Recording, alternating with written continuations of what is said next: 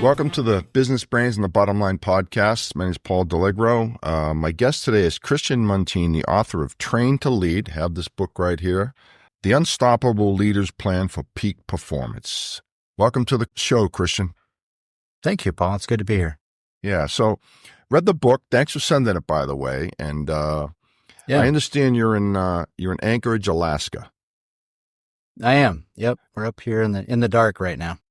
Yeah, you may be I think you're the first person I've had on the show from Alaska, so congratulations. Yeah. Well, thank you. Thank you. Now, are you from Alaska originally, or did you move there? Well, I moved up here when I was a kid. So when I was 10, my parents moved us from Minnesota to Alaska. So it wasn't a massive change. Yeah, so you went from a cold climate to a cold climate. Went from cold to cold, yeah, so we kept it. I went from Boston to Texas, so that was a little bit of a change in temperature. I got to say, even in January when it's 75 degrees, the novelty is still not worn off, and I've been down here for like 28 years, so still enjoying really? it.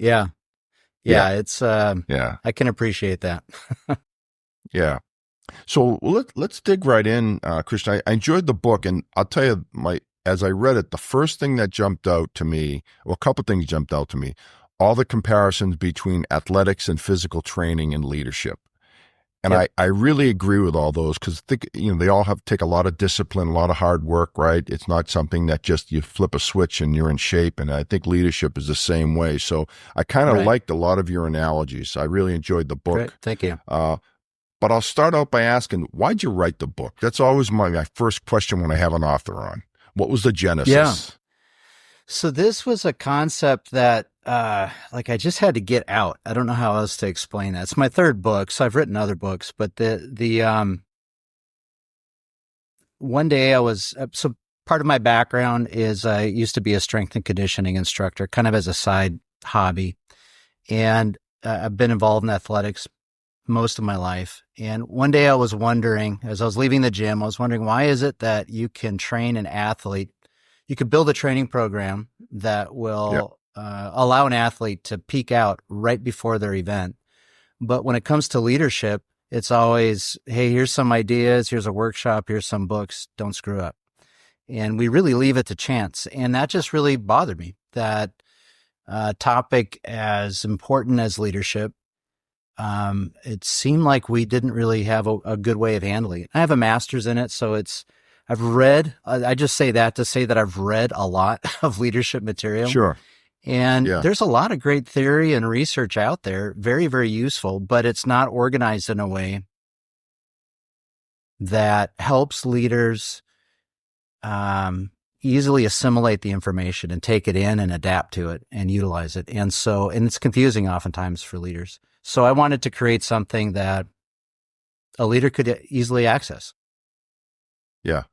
Well, I noticed, and we'll go through some, obviously we couldn't cover the whole book because there's too much material here, but another thing that jumped out off the page at me is how very structured and regimented your system is. Yeah. Right? Yeah, I built and I thought that, and I say that it's a good thing because you give concrete examples of what to do and how to go, every phase of leadership. So if we don't have enough time to go over everything, but let's go over some of the basic tenets that you have. Sure. That you think are important to leadership. And more importantly, to quote the name of your book, Train to Lead, because this isn't a skill that you just learn overnight. I know there's some natural born leaders out there, but there's a lot of skills that have to be honed and learned. Correct? Right.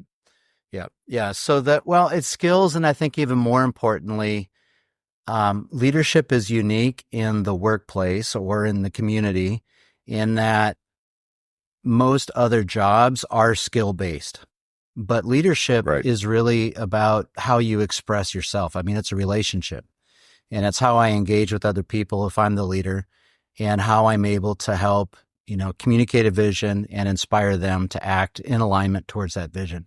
And that has something to do with skills of communication and organization and so on, but it has a lot more to do with kind of my internal work and my own personal development. And so that's where I start the book, is really looking at some of these elements of personal growth, self-management, so on. And that comes from having done, I've been in this, doing what I do now as an advisor and a coach for over 20 years. Oh, wow. In executive coaching, the primary things that I almost always come back to with clients, and this isn't me driving it, it's just based off of what comes up out of the conversations, are issues related to self-image, how you deal with fear, how you deal with anger, how you deal with complex interpersonal dynamics, and so on. And that's primarily what we're dealing with. And I just realized this needs to be a fundamental part of helping people lead, is how do I grow as a person so that I'm able to execute these other skills more effectively?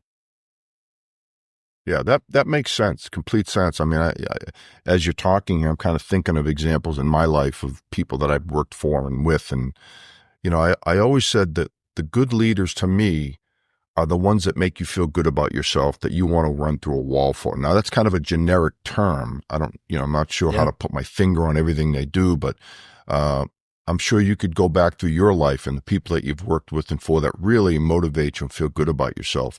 I mean, what do you think some of the common traits that they have versus the guy?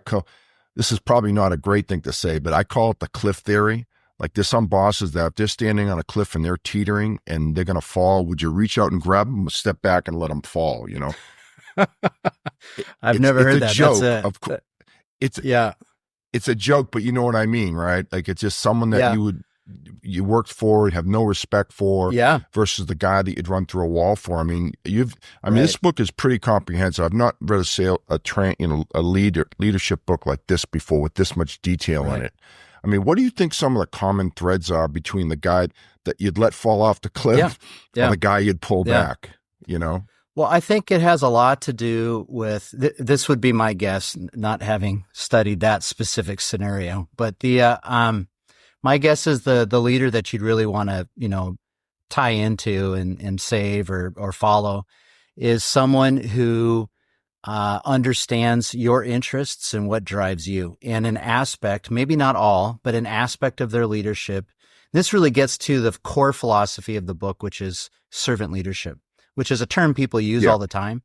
But the idea is if I'm following somebody and I understand that ultimately they have my best interests at heart, and that may not mean everything they ask me to do is what I want to do or any of those things, but ultimately they're trying to improve my situation or help me accomplish some of my goals, then the natural tendency is to want to align yourself with that. And if the vision that they articulate, whether they crafted it or whether they pulled it out of a group, is one that aligns with something that I'm excited about and I want to accomplish, then that's going to motivate me to be in alignment with them as well.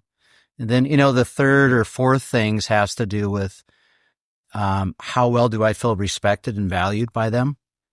And to what degree are they an encourager? Do they acknowledge my contributions? And I think those ingredients right there are typically what makes up that, will generate that sense of loyalty where I want to follow this person. I want to go the extra mile and make sure things happen. Yeah. That's my thought. No, I completely agree. I mean, if you look in life, some of the obvious examples are the military leaders, right? Some of these guys that they're a leader of men in war, right? I mean, it's life and death situations, right? So some of the guys over the year, the old, like a General Patton or someone like that makes guys run through walls. That's an ability that not many people have, I would think. You tell me. I mean, you do more of this than I do, but. Yeah, no, I agree. I mean, not many people do. A lot of people, it's very functional. These roles are very transactional. And so you always get a diminished return in regards to that. But if you learn how to cultivate that level of engagement, and that's the interesting thing, is a lot of leaders feel like if I accomplish my big goal, that's super exciting and everybody's into it, then people will follow and I just have to get them to want to follow. And that doesn't work as well. what works more effectively is if there is a big goal, but I can figure out how to identify the people who follow me, what their motivations are, and how their motivations are met by pursuing this goal. They'll connect with that. And so a lot of these inspirational leaders that you're speaking to, you know, they're talking to people's sense of significance, like you're going to be valuable, you're going to be a hero, we're going to do something meaningful, we're going to do something that's going to, we're going to stop a great evil, we're going to accomplish a great good. And people want to do that. They want to be part of that. And so that's part of how you appeal to some of those things. Yeah, no doubt about it. And I think, you know, one of the things that I as I'm thinking about this, that has hurt this is that since COVID is this, all this remote work. Yeah. Not being able to shake a hand, be with people, get those warm and fuzzies. I think it's had an effect on the workforce today, and not in a good way. I agree. Yeah. No, I think it's mixed. You know, there's pros and cons to it, but the one of the things that, there was an article in the Wall Street Journal that just came out today that actually talks about how leaders, executives are missing, that connection, and they kind of spin it in a slightly negative way, kind of like they like walking around and seeing all their people and being in an environment that they're familiar with. But I think there's another side where ultimately most people find their community at work. And when you're not connected to people, I think we're going to find that there's an increase in, you know, a sense of alienation. I think even mental health issues and depression. I don't think remote work is wrong. I don't think it's a bad option, but I don't think it's, you know, the cure all that some people view it as. And I don't think think it comes without consequences. Yeah, no, I think the hybrid environment is probably the most healthy environment where you're maybe in the office 3 days a week to build that community. So I'll give you an example in my life. I worked at EMC, and it was very much an office culture. Like if you weren't out on the road, you were expected to be in the office. And I got to admit, at the time, I was kind of annoyed by that, right? I'm like, I want it. But now I kind of miss it, you know, that we're all working remote. I don't have that office to go to hey, you watched the game last night, and let's go grab lunch. Build that rapport between people. So I've been on both sides of it. Now, I'm a little older, so I'm not 20. I kind of feel bad for the young kids that haven't had a chance to experience that office culture.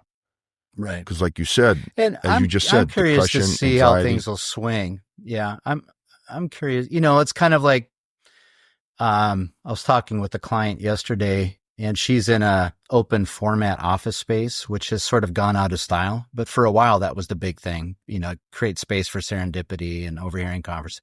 And everybody realized it's really hard to focus and get work done in those environments. And so I think some of these things kind of go in and out of fad. You know, having kegerators and ping pong tables, and that's sort of disappeared and so I think some of these things are you know, the remote work's got more to it because logistically it can be easier. You can reduce your, you know, office costs because you can shrink your floor space. And I'm curious to see, but you know, it's one of those things that society wrestles with, where you get a new problem and it takes a little while to figure out what's the solution that we kind of agree with you. Yeah. Well, we've got a good test case in front of us right now, Christian, with the election being over and Musk and Ramaswamy going to kind of streamline the government. That was one of the first things they said, is they're going to require everyone to come back in the office. So we'll see how that works out. I'm very curious on that one. I'm curious. Yeah, I'm not we'll see how that works. There's I don't lean towards very universal statements, you know, because there's roles where that makes more sense and roles where that makes less sense.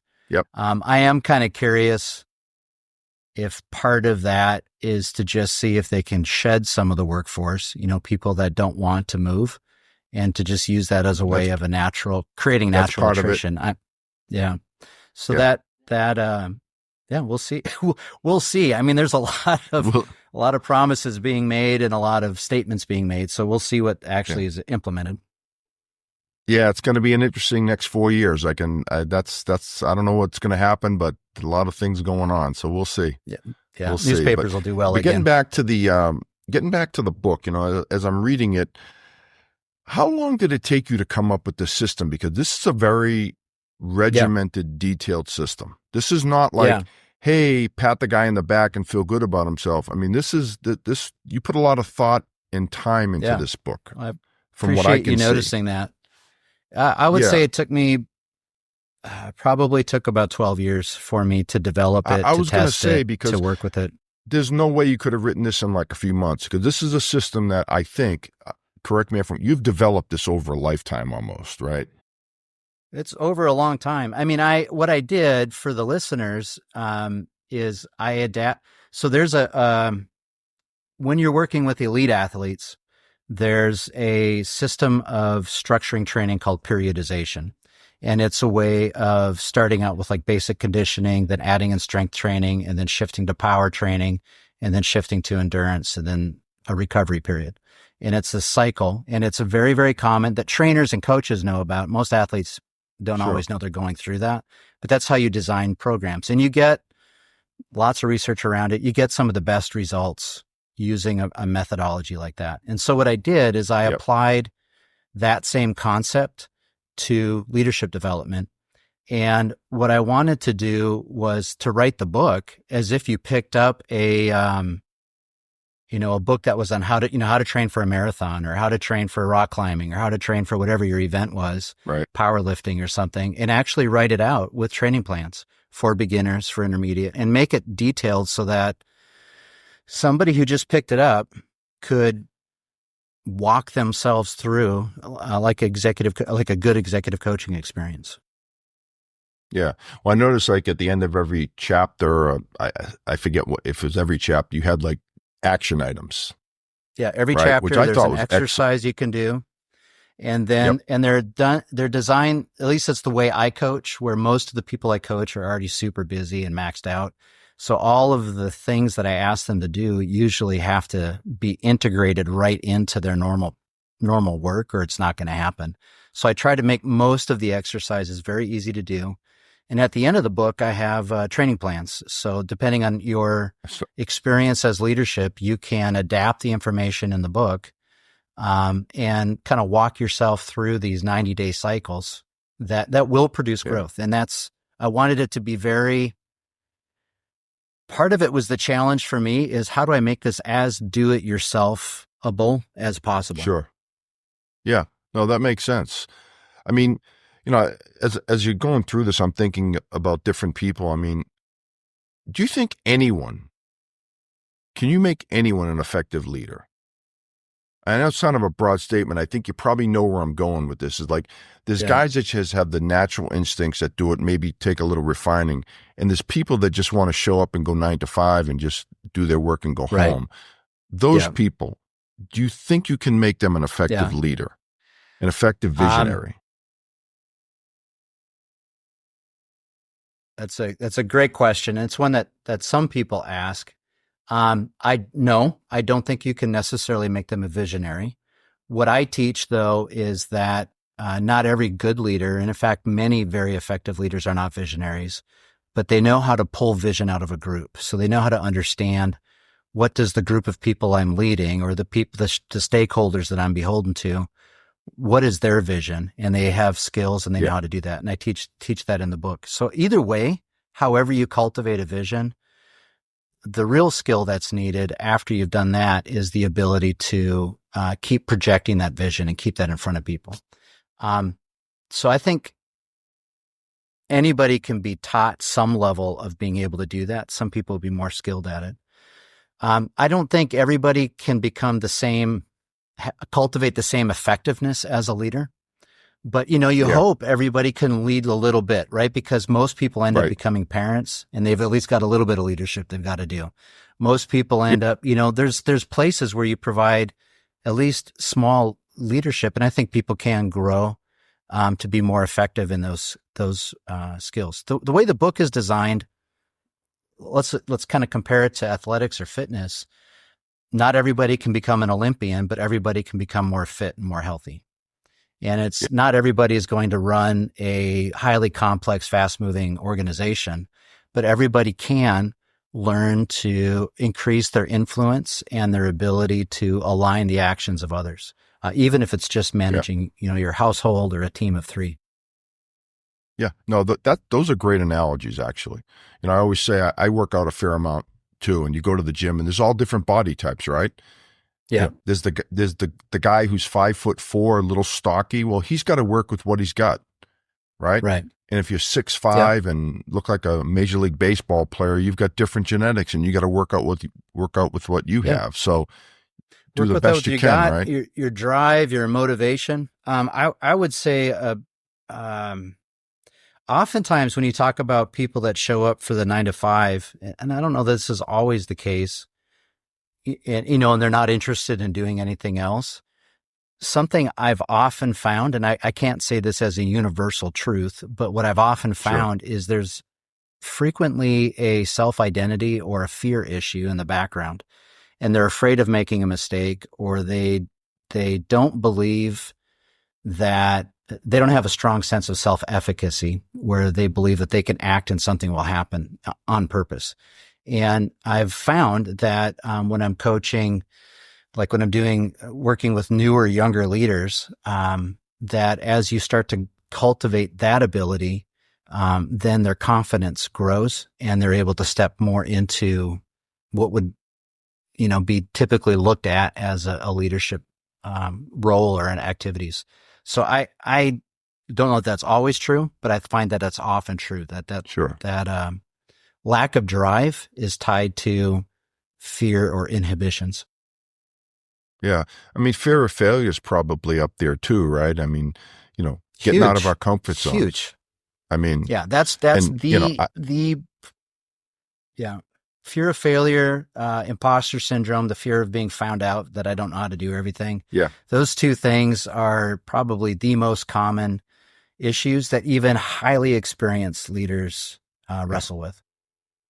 I'm glad you said that, because I don't know if you said it in the book. I've read a lot of books recently, so I don't know if it was in your book or someone else's, but the imposter syndrome is real. I tell people I'm 65 years old and I still have a little imposter syndrome, and I've done pretty well in my life, but you always feel like you're bluffing it, you're faking it. I mean, and I wish I knew this 30, 40 years ago when I started out, knowing that the way I felt was natural.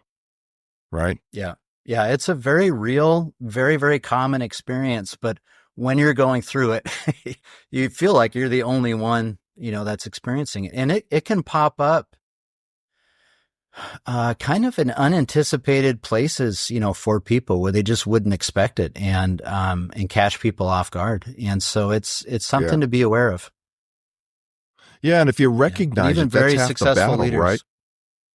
Yeah. Yeah. Yeah. I mean, I went through this recently myself. A year ago, I was nominated as a thought leader in a certain professional background space. So I was at this large conference. There's 800 people or whatever.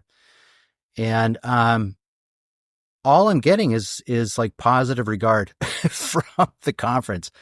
And something happened the night before and I'm not an anxious person. Like, this is not, I publicly speak a lot. I'm comfortable with it. Sure. But all of a sudden, I think this was a group of people whose opinions I respected.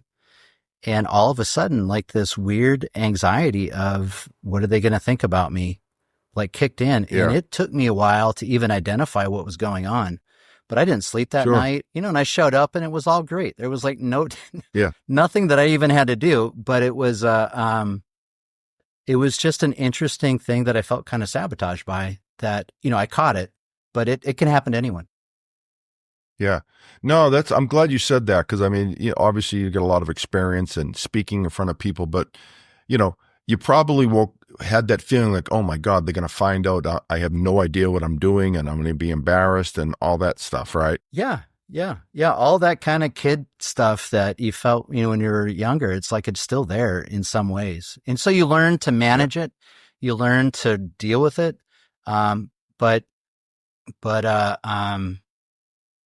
Yeah, it was a real thing, and I had to kind of work through that. And it surprised me. It's like, I haven't.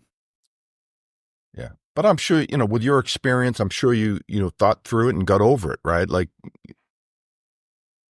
I pushed through it is what I did. But it was, for me, it was really interestingly extreme. That's kind of why I'm talking about it, because Like Yeah. I didn't even want to go to the event. Like I was thinking about, I'm going to come up with excuses and not show up. Like it was a big deal. And I thought, what is going on here?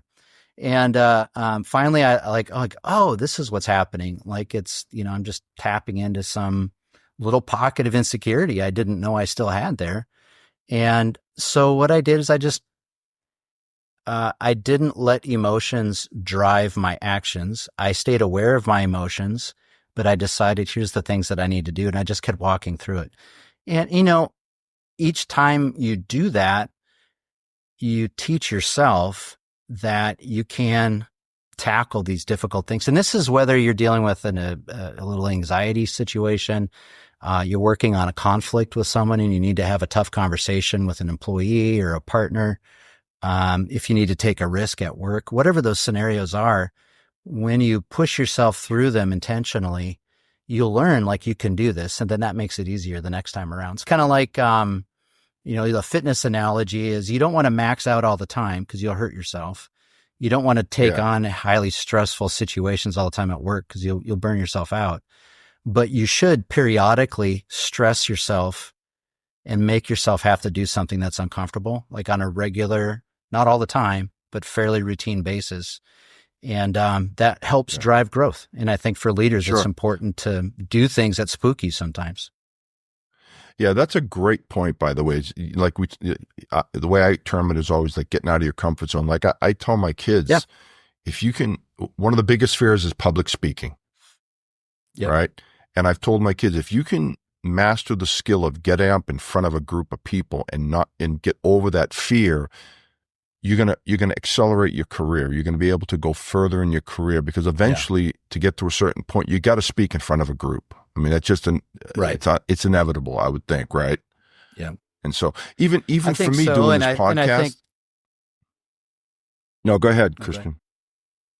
I was going to say, it's. I think both because of being able to take a platform and utilize it, but then also so many people are aware that it's scary to speak publicly, and they see you doing it, and then that also helps people have more confidence in you, just because you're doing something that would be scary to others.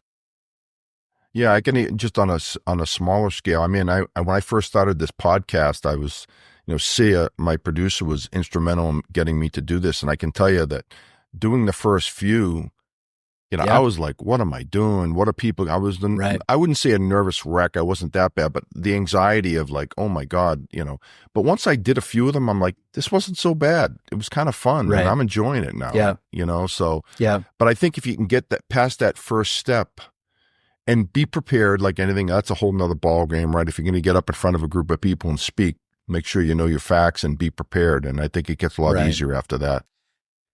But, I think part of like with podcasts or whatever, live presentation or whatever, a lot of the challenge is all of the anticipated negative fantasies that we build, like all the things that might happen or people might think or all of that. And I think leaders wrestle with that regularly in terms of, even if it's not public speaking, but if I put this policy in place, what will happen? If I address the employees on this issue, what will happen? If I confront this toxic employee, what will happen? And so they tend to avoid things or deal with things with kind of undue intensity at times. Because of all of this stuff that we get in our heads around it. And so I think it's really important to build this base of kind of personal emotional health. So we're less, because these emotions come up, but that you're less sort of driven by them when they do come up, and that you can maintain a level of consistency in how you relate. Yeah, I think that and fear is a big thing. Yeah. It's funny. I look back, I'm in sales, so I'm kind of relating to all the sales leaders that I've worked with over the years. And I tell you, the ones that really were the good ones were the ones that were even keel. When things were bad, they didn't fly off the handle and start doing drastic things. And when things were good, they were the same. And they're like, hey, and so they had the confidence in their abilities to say, hey, we've got a good team here. We're doing the right things. Okay, we had a rough quarter, rough month. Yeah. But he'll give you all the positives versus what I see a lot of leaders do is they jump ugly when things go bad. Right. And Yeah. I've And never thought that was a good I never thought that was good. no, it's not. And it often comes from, let's say you've got a sales manager and the team's underperforming for whatever reason.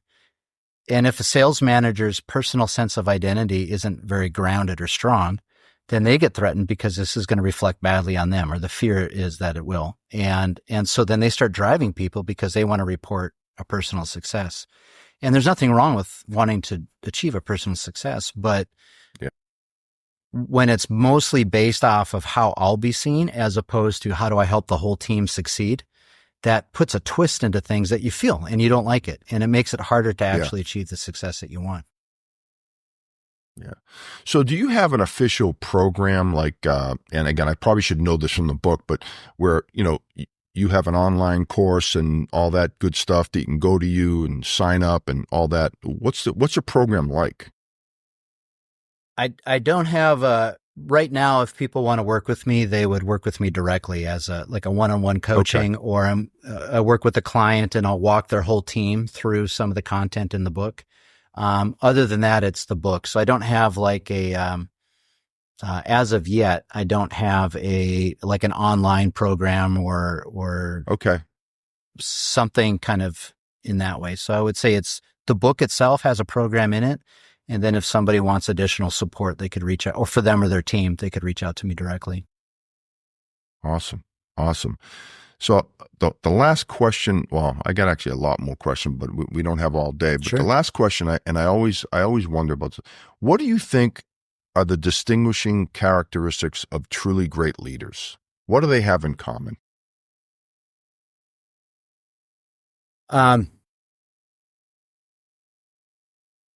I think that, I suppose some of this has to do with defining what you mean by truly great.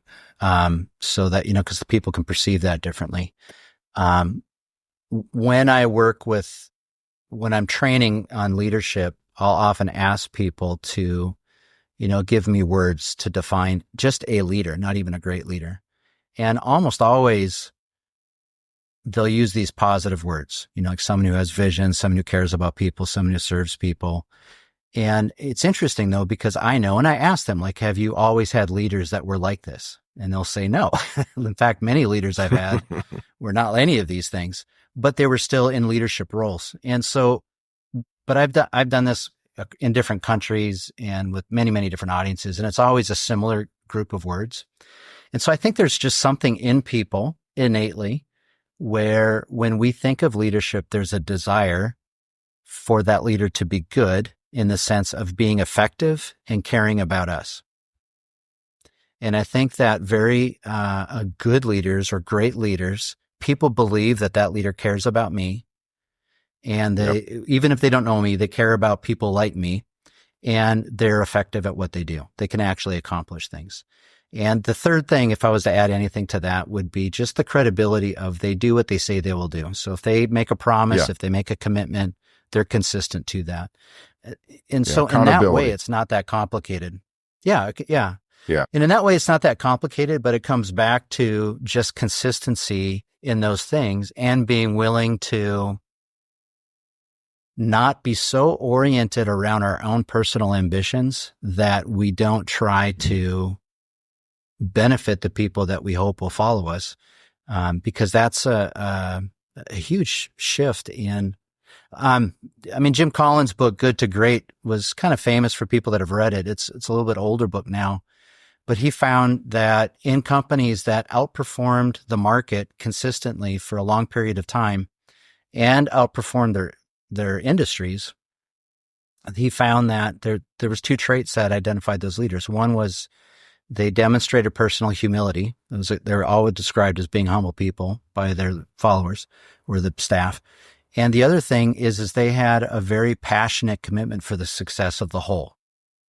We want us all to win. And those were the two defining traits that came out of that, which is similar to what I'm describing in the sense of, somebody being committed for the benefit of the group. Yeah, no, good stuff. So, well, Christian, if someone wanted to get in touch with you, how would they do that for some coaching? Yeah, the best way to reach me is to go to my website, www.christianmuntean.com. And they can reach out for coaching, but there's also a ton of resources, free resources on the website on all sorts of topics related to leadership and organizational dynamics. And so, yeah, feel free to go and take a look. Well, on that note, we'll end it. I really enjoyed this, Christian. I really enjoyed the book, by the way. Like I said, I could tell that you put a ton of thought into it, and I always respect people that write a book, and I can tell the work you put into it. So kudos to you. It was a great book. Paul. And appreciate that. Hopefully you're having big success with it. How's it doing? Yeah, it's been fun. It's been doing good, and it's been fun doing this podcast tour and talking to different folks. And it's interesting just seeing the response. This was one of those, right. For me, this book took a long time to build. And so it's been satisfying just seeing it kind of out there in the wild and seeing how people respond. Sure. I'm sure it was a labor of love in a lot of ways, right? Yeah. Yeah. This one was, it was a kind of a unique effort to try to put these concepts together in a way that I thought would work. Awesome. Well, hey, again, Christian, thanks for being on the show. I really enjoyed it. If I'm ever up in Anchorage, I'm going to have to come visit you. Don't know when I'll be there, but we actually do want to do an Alaskan tour, like Alaskan cruise one of these days. So if I'm up in that neck of the woods, I'll definitely look you up. Give me a call. Yeah. Sounds good. Thank you, Paul. I've enjoyed the conversation. Oh, you're quite welcome. And so that's a wrap for another edition of the Business Brains and the Bottom Line podcast. This is Paul Delegro signing off. Till next time.